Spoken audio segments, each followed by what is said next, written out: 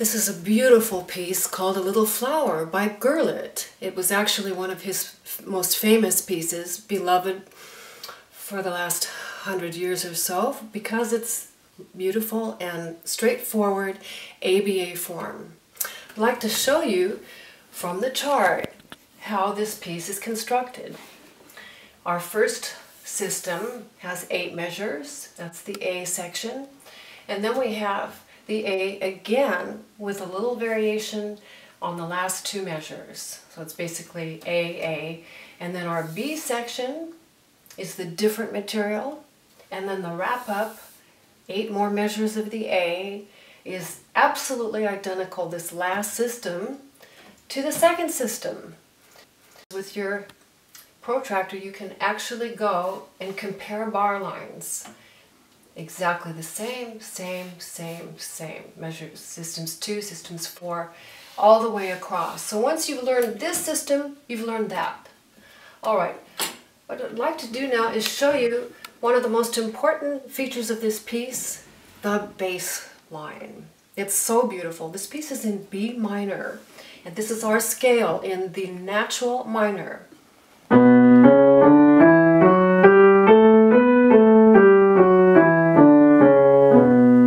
We also have a harmonic minor, B harmonic minor with the raised 7th. Listen to this.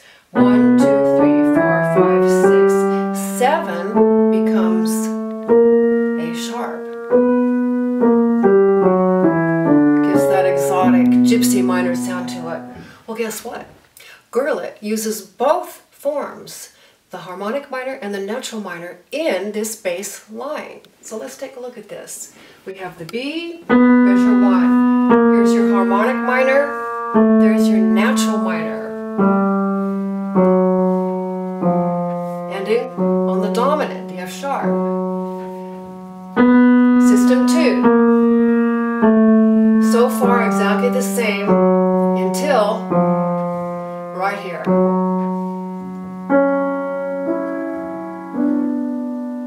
Now, the next step is to play these as blocked triads.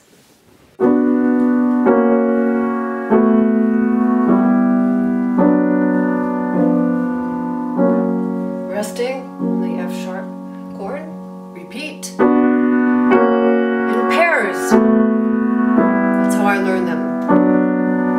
And here's your last set. You need to know that. Memorized, be able to play with your eyes closed. Like a mantra. Now it gets fun because we put this beautiful melody with it. Let's listen to this lilting, gracious melody, allegro grazioso, which means moderately moving and gracious and elegant. And here it is. Upward 5th. Upward 4th. Down. Breathe. Next system.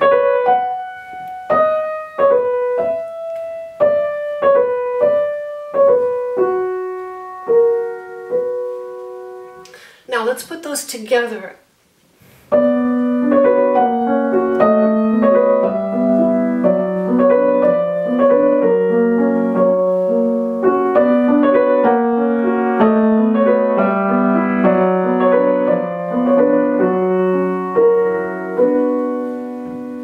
Our B section. This is so wonderful because we start on the dominant. That same F sharp triad is the 5th of our home key. And look what he does in the bass. I like to start with the bass. You don't have to, but I find it a little more interesting because so many times with our piano instruction, I know when I was a child, the melody was all we focused on. And the left hand was simply an accompaniment with some pretty basic and uninteresting 1 chords and 5 chords. But that's really not what these pieces are. So by going to the bass line and taking that first, we're sure not to miss it. Let's take a look at our B section here, what the bass line does. In block chord format, we have the F sharp triad.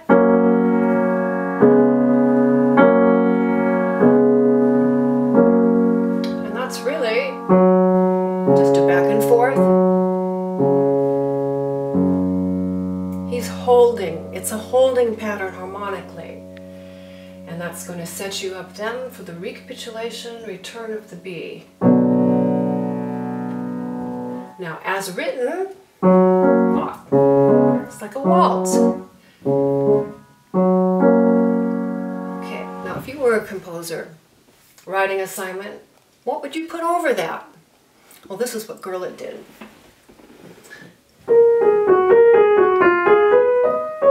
And it repeats it. Now comes the best part of the whole piece, right here.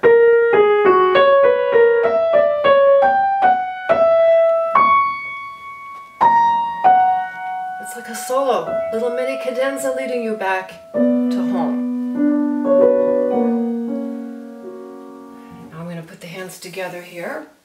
But before I do, I want to show you a really wonderful practice technique of how to internalize this passage at the end of System 3, which is really the difficult part of the piece. People generally have technical problems here. So I break this up. That's going up a fifth. Diminished fifth. Hear how unsettled that sounds? Continuing up. Same pattern. The diminished fifth and one last climb. A sixth. It's so beautiful. So repeat this at least 3 times in a row with the right hand alone. Block them. Another last pointer here is when we have a similar progression of stepwise intervals like that, it's very helpful to use the same finger, because that way you can say to yourself, 3rd finger on A sharp, where we start. Now 3rd finger on this black key C sharp. 3rd finger on this white key E, another white key G, 3rd finger, and finally the 5th on the C sharp.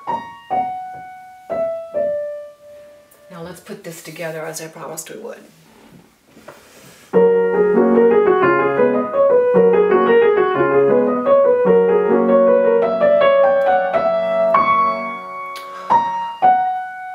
It's just a moment of fantasy, and we're back.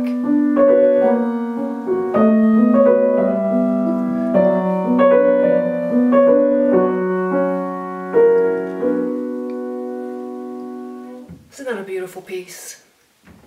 And if you'd like to get your own copy of this piece, so you have the chart that you can study, I would recommend when you get it, and you can get that through sallychristianmusic.com, my website, play this video again. And the parts that are going to be important for your learning, make notes with the pencil, always pencil, and then you'll have your own working copy. And I like to have a clean, fresh copy and a marked up working copy. It's nice to have more than one copies, and then you can see your evolution. Fingerings can change, pedalings can change, and it gives us something to live into. It's like a little journal of how the progress we have made and the discoveries we have made as we commit this piece to memory. So enjoy your little flower. This has been a real pleasure. Thank you.